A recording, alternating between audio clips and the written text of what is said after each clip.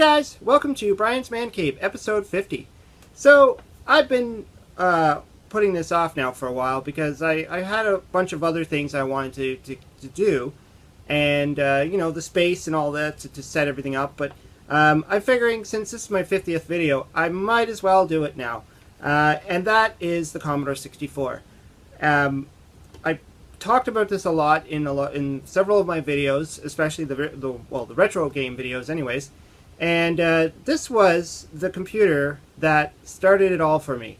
I mean, I know I talked a little bit about Intellivision before, and how that was my first actual retro system gaming experience. But I mean, the Commodore 64 was what really introduced me to the world of computers.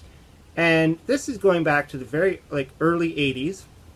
I'm not 100% sure when I got this system. It was probably between 83 to 85, I would think. Because I know it was relatively new when my parents bought it. And of course they bought it for me and my brother to be able to, you know, learn the new technology that was out on the market. And I think it paid off because that was where my career kind of ended up going, was more towards computers. And you have to think that this is a time when computers were not the norm. There was a lot of people who didn't know anything about computers. Most people didn't have a computer. They weren't commonplace in the house. So it was really different for me to actually be learning on a computer. And just so you know, this is what I'm talking about. This is the Commodore 64. Now I know it looks like a typewriter of some sort or some kind of ancient piece of machinery. There's still a lot of people who really love this system and talk about it all the time, and you know, there's a lot of reviews on it. It's you know, it's not completely out of the out of the ordinary. And just like some of the facts about it, like this was one of the best-selling computers I think ever, as far as personal computers. Like there was the Apple, you know, IBMs and all that stuff, and a lot of other PCs. But this one really brought it to the home market. And I mean, a lot of people really just use this as a gaming machine than a personal computer. So, you know, that's kind of interesting. When people bought this, usually they bought it as a full system. So they would get this, which is this is the actual computer. Everything inside. This isn't just a keyboard. So all your stuff is in there. You got your video controller slots, so you get two players can play. Your power there. That's the power port to plug it in. And then you got a cartridge slot on the back here. This is your RF switch, so you can actually plug this into the same kind of switch you would use for your Atari and your Intellivision and all that stuff, all the old gaming systems. But then you also have the RC, or what do you call it, RCA composite wires. These guys, yes, you can plug this right into your monitor. Because what people would do is they would also buy a monitor that came with it. Well, it didn't come with it, it was sold separately, but you actually could have a dedicated monitor. And this is what separated this a lot from, say, your Atari, which might be hooked up to your TV. Because back in those days, it was rare for people to have more than one TV. Some people might have had one good TV and then one small little black and white or smaller TV somewhere. So if you wanted to play your video games and your parents wanted to watch the news, you were kind of screwed. You had to wait. Whereas this had its own monitor. So you'd be able to plug this sucker in, put it in your room or somewhere else in a den, and you could play all day long. You know, you could play till the cows come home. What else is there in there? Like I said, there's the cartridge slots, and then there's like some expansion ports. Now, I never really got into these peripherals or whatever. I know there was many different components to the Commodore 64. I didn't really get into that stuff. I did have a printer at one point, you know, which was cool, but yeah, I didn't really get into what else you could plug in. There was actually a modem, so you can actually go on some like bulletin boards and stuff, and there were lots of stuff. I mean, just like this computer went on for quite a few years before it was done. Now, other than the cartridge slot, which I showed you there, where you can actually plug in the games. And again, I didn't have a lot of. I think I had one cartridge. I probably still have it kicking around. It was just one Fisher-Price cartridge, and it was some dancing game. But most of the games, or programs, or anything that you wanted to do on this computer, had to be done with this heavy piece of machinery. This is the disk drive. Yep, that's that's part of what makes this thing kind of bulky. You got these two big pieces of machinery that you need to have on your desk. I mean, it didn't take up a huge amount of space, but you do need the desk space, because behind it you're going to have all your wiring. So it did take up a lot of space.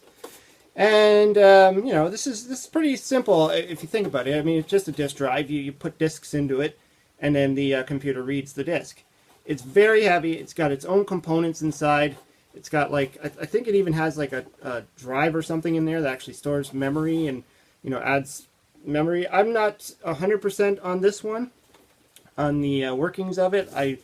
That's not my field, but I have read about it, and it's pretty interesting what this thing can do. I mean, it even came with its own full book manual on how to use it. And I have a disk inside. That's like your typical 5 1/4 floppy disk, nice and fluffy. I mean, a lot of new people or young people today probably never seen these before, or they have, but they didn't know what they were. Because even the 3.5s, which were the smaller, more plasticky looking discs, those are obsolete today. So I mean, just to find those around are just nutty.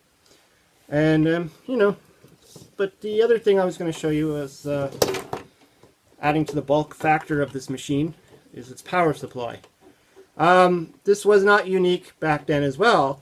The ColecoVision has a big one. The Atari 5200 has a big, huge power supply.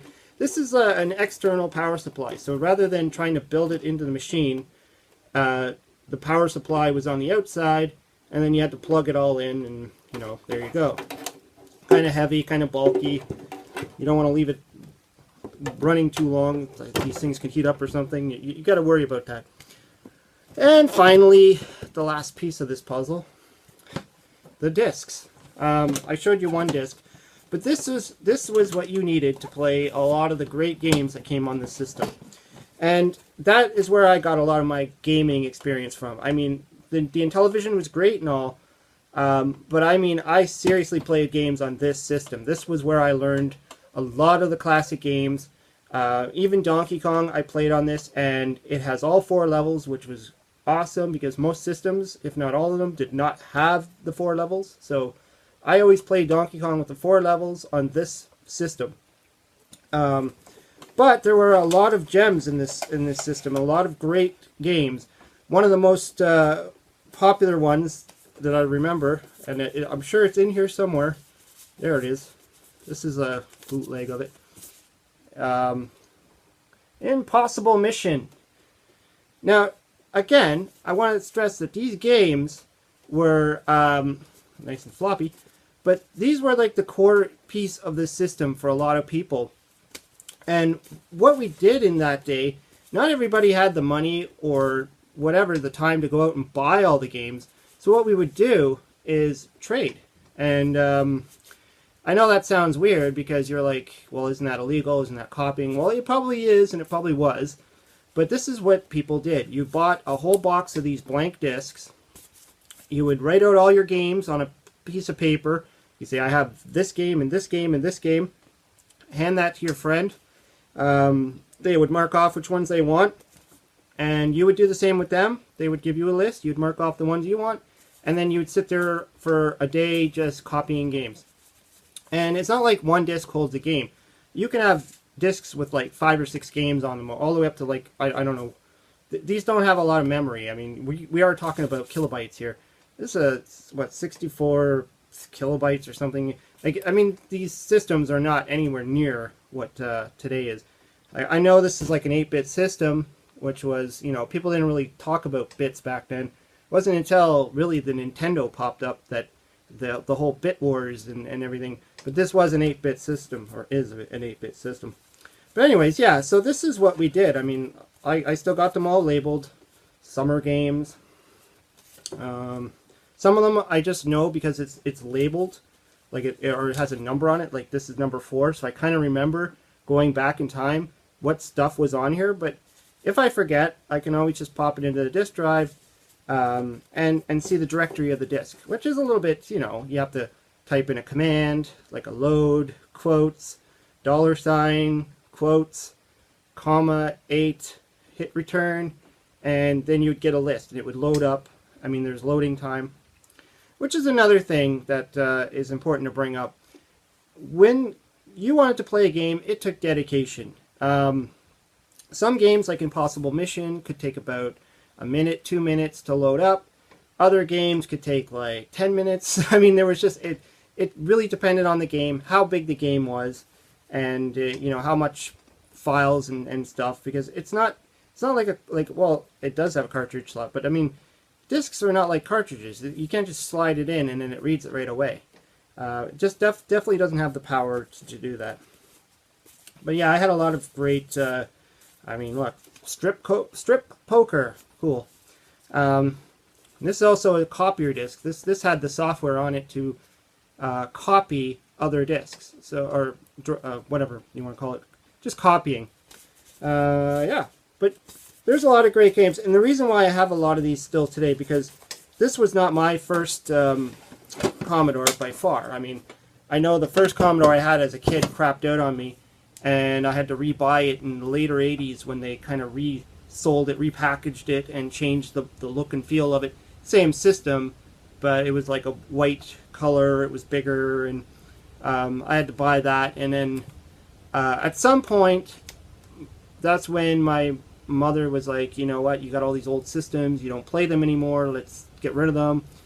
And, you can buy some of the newer stuff, like the Nintendo and all that.